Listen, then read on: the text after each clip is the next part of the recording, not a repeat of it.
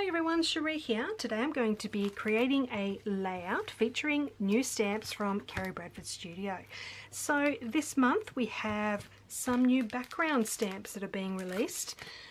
We've got the buffalo check here and the confetti. I absolutely love both of these and I'm really excited to play with these. Today I'm going to choose the confetti to use on my layout. And I've already put it here on the largest clear block that I have, and luckily for me it just fits. It's sort of hanging a little bit over the edge, but I can get away with it. Okay, so the size of this one is about 3 3/4 inches by about 5 3/4 inches. So if you've got a stamp block that to those measurements or a little bit bigger, that would be perfect. Alright, so that's the background stamps, loving those. We've also got new alphabet stamps here. This is called Newport, and there's two different sizes, the smaller size here, and then there's the XL as well. Now with the size of my photo today, I think I'm going to use the smaller size, but these will be really fun to use later on. Another stamp I'll be using is the number 2 from the Outnumbered 2 large number stamp set. These came out last month, I believe. Just check out the store. I'm not sure if they are in stock at the moment. They were very popular, but these are really cool, especially if you do December daily at the end of the year. These would be great to have in your stash. I've got two other stamp sets here. These are older ones, but I believe they're still available in the Kerri Bradford Studio store. I'm just using a phrase from each of these. From Long Story Short, I'm using Busy Being Happy. And from the Hello Life stamp set, I'm going to use the phrase, there's no better way to spend the day. So I've already got those out ready to go. I've got my little photo here and some bits of pattern paper already cut out, ready to go. A bit of vellum here that's all scrunched. I think I'll be layering that under my photo. So I will pop you on fast forward and show you what I've got planned for this page today. Okay, so to start off with, I'm going to add 2 pieces of pattern paper across the top of the page. This one here is from the Cute Girl collection by Crate Paper. It was a little while ago now. And this other piece is a black and white strip that I've cut from some old Echo Park paper. So normally I would layer these 2 pieces together before putting them onto the page, but I've decided to do it the hard way this time around, which is why it's looking really fiddly. I do need to make a few adjustments to get it nice and straight this way, so I'm not sure why I decided to do it this way, but there you go. I got there in the end, and now I can just trim the excess off that one end there and move on to the next bit. So I'm just positioning my photo in the center there as a guide. I've got the Stampin' Up! So Saffron yellow ink, and I'm just adding that to my confetti background stamp. Lots and lots of ink for nice coverage. And now I'm going to press that down nice and firm so that I get a nice image on my cardstock.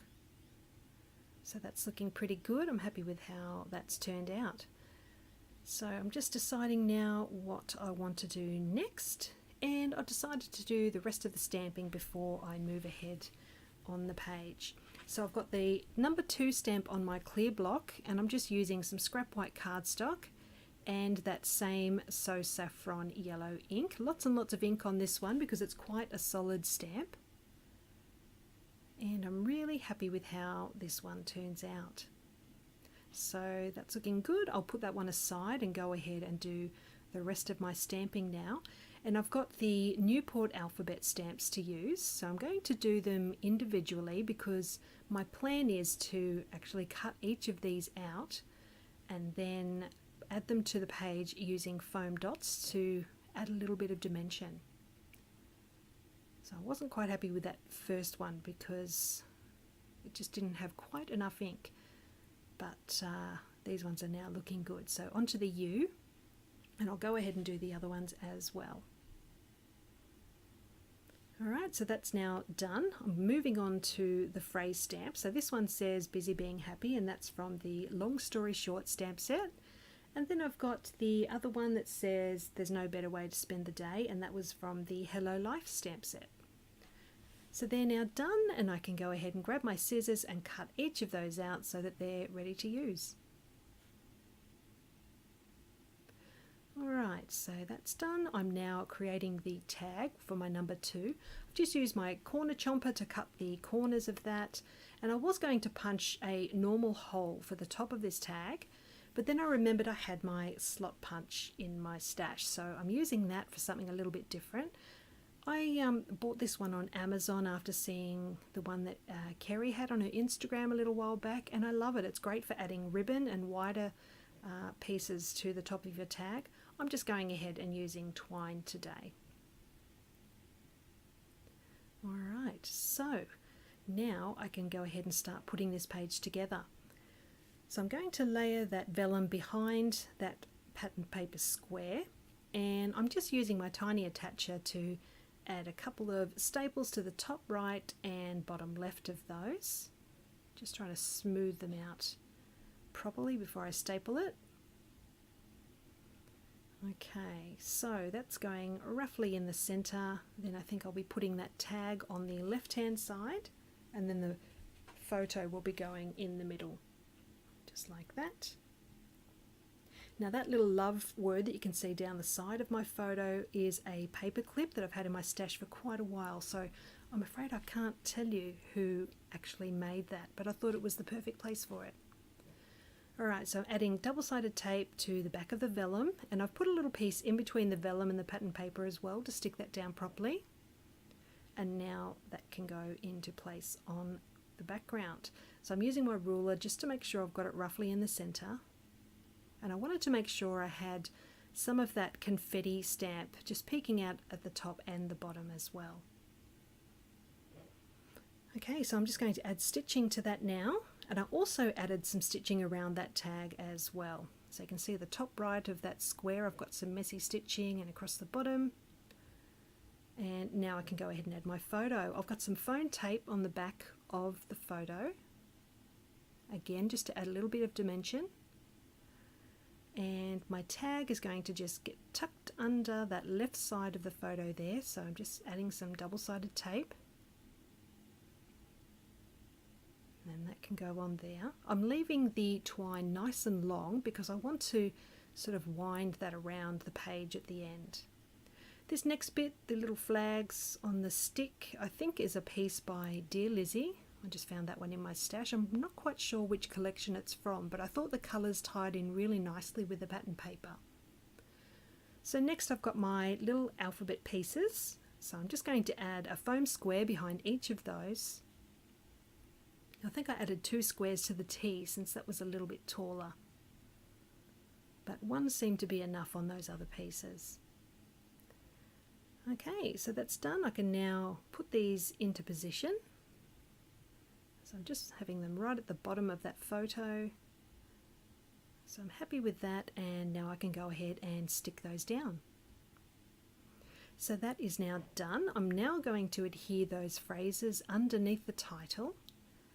So I wanted to make sure I could still see those little yellow dots under the title, so I'm adhering those pieces underneath that.